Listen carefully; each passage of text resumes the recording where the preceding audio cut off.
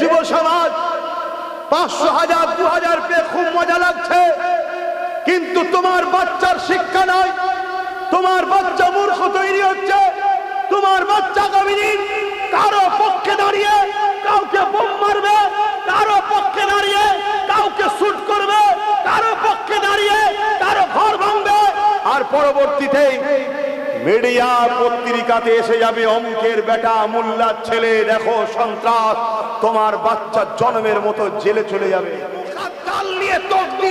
আমরা জন্মেছি, কিন্তু আমরা যদি কারো পা চেটে চলি তাহলে আল্লাহ সাহায্য তো পাওয়া যায়। একটাই ছেলে নওশাদ, ওর পাশে যদি গোটা 40 থাকতো, ফাইটটা হতো না? ঠিক কপালই খুলেছে যেই, আর তাকেও দেওয়া হয়েছে পাথর দিয়ে, পাথর ভাঙ্গে যায়। কি গো, ভুল করা হয়েছে নাকি? জালিমদের বুকে ব্যথা, এইসব করার কি দরকার? হিসাব করা কি দরকার? তুই জ্ঞান করবেন, কাউকে গায়ে লাগলে কিছু করার নাই। সত্য বলার নাম ইসলাম। স্কুলগুলো বন্ধ হচ্ছে, যেমন প্রতিটা অঞ্চল বলুন, পাড়ায় বলুন, শহরে বলুন, মদের দোকানটা বাড়ছে না কমছে? যাকে তুমি আপন মনে করেছিলে যে আমার ডিফেন্স করবে, সব জায়গাতেই সে শেষে গিয়ে হাত তুলে দিয়েছে। তুলেছে না তোলেন? ওয়াকাবের বেলায়, এসআইআর এর বেলায়, আর নতুন করে এখন কি বলছে, আমি বেঁচে থাকতে এনআরসি। শুনছো তো? তারা মিডিয়ার সামনে এসে একটা জাতিকে তৈরি হওয়ার জন্য ইশারা দিচ্ছে। কি একটা জাতি যদি এক হয়ে যায় কি ঘটনা ঘটতে পারে জানো তো? তার মানে কি, আমাদেরকে সমাজ বিরোধী, দাঙ্গাবাজ, খুনি বানানো হচ্ছে। পীরজাদা যদি মাদ্রাসা, মসজিদ, ওয়াকাবের দুশ্মনের সাথে হাত মিলায় তাহলে কি জায়েজ নাকি? ইমাম হোসাইন পাকের বিরুদ্ধে দাঁড়িয়ে, এজিদের পক্ষে যারা দাঁড়িয়েছিল তাদের মধ্যে 25,000-এর মধ্যে 13,000 ছিল হাফেজ, আলেম, মুফতি। এই শুনছেন? হাফেজ, আলেম, মুফতি দেখলে হবে না, আমাদেরকে তো বাঁচাতে হবে। ইসলামের একটা করে ঐতিহ্যকে মুছে দেওয়া হচ্ছে,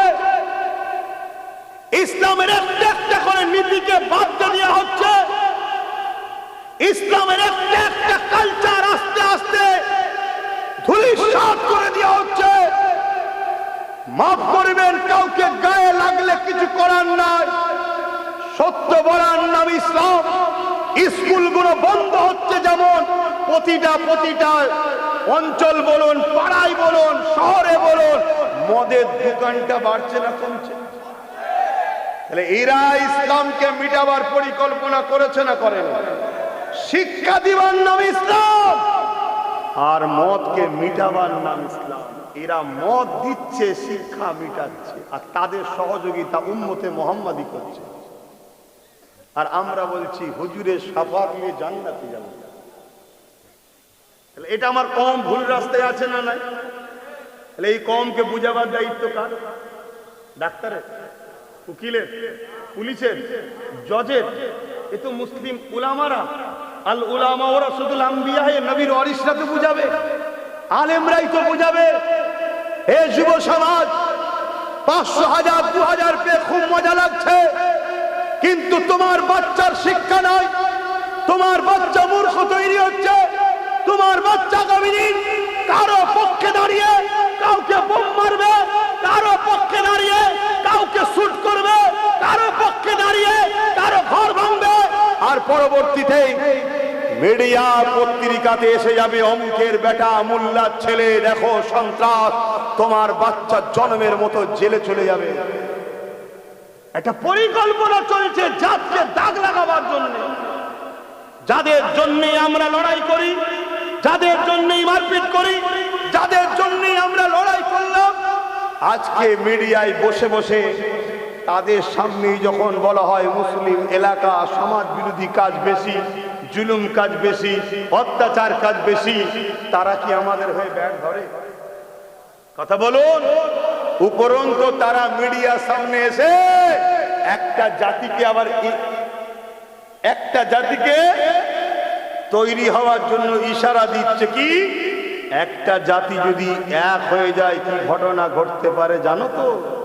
তার মানে কি, আমাদেরকে সমাজ বিরোধী দাঙ্গাবাজ খুনি বানানো হচ্ছে, যাতে করে আমাদের প্রতিবেশী যারা আরো আছে তারা আমাদেরকে ঘৃণা করে, আমাদের যাতে ক্ষতি হয়, আমাদেরকে দমন করা যায়, তার জন্য তারা সংঘবদ্ধ হচ্ছে। কথা মাথায় ঢুকছে না? সব মাথার উপর দিয়ে যাচ্ছে নাকি? যদি বুঝার হয় বোঝো, আর নাই মনে রেখে দিও, মনে রেখে দিও। অপরের জমিতে পানি চলে যাওয়ার ভয়ে নিজের জমিতে পানি চাষ করা বন্ধ করে রেখেছে ৭৯ বছর ধরে। কি বলছি বুঝতে পারছো? অপরের জমিতে পানি চলে যাওয়ার ভয়ে ৭৯ বছর ধরে নিজের জমিতেই পানি দিয়ে চাষ করা বন্ধ করে রেখেছো, কিন্তু অপরের জমি ফলে ফুলে আস্তে আস্তে কিন্তু বাড়ছে, তোমার জমি কিন্তু মরুভূমি হয়ে আছে। কিছু মাথায় ঢুকছে? তোমার পিছনে সব প্ল্যান পরিকল্পনা তৈরি করা হচ্ছে, কানে কানে কানে কানে সব বুঝানো হচ্ছে যে এই মুসলমান, এই দাড়িওয়ালা টুপিওয়ালা, এরা বাংলাটাকে বাংলাদেশ বানাতে চাইছে, জানিস?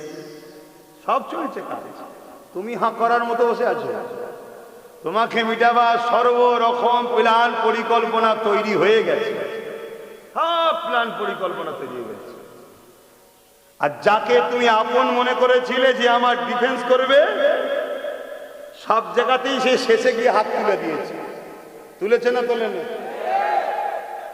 ওয়াকাবের বেলায়, এসআইআর এর বেলায়, আর নতুন করে এখন কি বলছে, আমি বেঁচে থাকতে এনআরসি। শুনছো তো? তোমার হয়ে কথা বলবে কে? আমার কথা, আমি তো হুজুর, আমার কথা কি পুলিশ শুনবে? আমার হাতে পাওয়ার আছে একটা, যদিও পেয়েছি একটা পাওয়ার থেকে যা গাল শুনতে হয়েছে সে আর বলার কাজ না। বাপকেও গাল খেয়েছি, মাকেও গাল খেয়েছি, শুনছেন তো? বোঝো, যদি বুঝার হয় তো বোঝো, আর না বুঝার হয় তো তাহলে আর কি বুঝাতে পারি আমি। এই বড় প্ল্যান করে দেখুন আমাদের নামে থেকে ইচ্ছা করে বাদ দিয়ে রেখেছে, কিন্তু 2022 আমি বলেছিলাম, ভিডিও দেখেছেন আমার, শুনেছেন? 2022-এ বলেছিলাম একটা দিন আসছে তোদের ভোটার অধিকার কেড়ে নেবে, সেদিন আফসোস করবি যে আব্বাস সিদ্দিকী চেয়েছিল কেন দিলাম না। আজকে বলুন তো দেখি, একটাই ছেলে নওশাদ, ওর পাশে যদি গোটা 40 থাকতো, ফাইটটা হতো না? হতো না?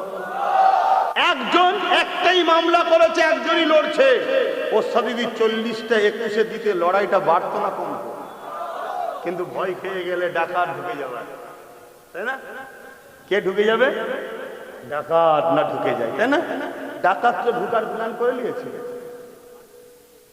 আকসার বিধানসভা থেকে 30-40 হাজার করে মুসলমান ভোট দিতে পারবে না, ডাকাতকে রুখে কি করে? শুনছেন আমার কথা? কিন্তু 21-এ যদি আমার কথা শুনতে, আজকে এই এসআইআরও হতো না, আর এই চিটিংবাজি, এই দোগলাবাজিটাও করতে পারত না। শুনছেন? তাহলে ভুল হয়েছে না হয়নি? এখনো সমাধান আছে, আছে না? নাই? হ্যাঁ আছে। কে বলেছে? লাঠি একটার জায়গায় গোটা 30-40 হলেই সমাধান হয়। শুনছেন তো নাকি? কে বলেছে? দেখছেন না, বিনা লাঠিতেই আপনার সিদ্দিকী লড়ছে। তাহলে একটি গার্ড দিয়ে দিলে কি হবে বুঝতে পারছেন? সাহেব পীরজাদা যদি মাদ্রাসা, মসজিদ, ওয়াকাফের দুশ্মনের সাথে হাত মিলায় তাহলে কি জায়েজ নাকি?